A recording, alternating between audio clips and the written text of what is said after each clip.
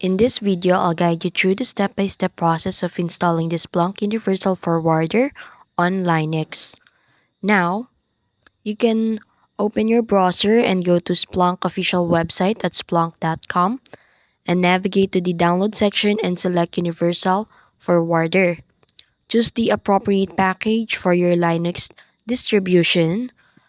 For the Red Hat based system, you can choose the .rpm. And for the Debian-based systems or Ubuntu or Debian, you can use or choose the .deb or deb. For the Linux systems, you can choose the .tgz. Copy the download link for the package you selected.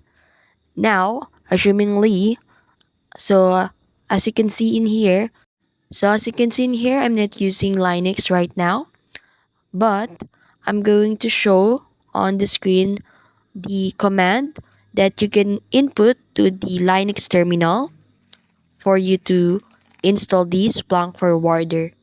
Use this wget command to download the package. Replace the URL with the link you copied. Now, to install the Splunk Forwarder, you can use this prompt. If you download the .tgz file, extract it using this.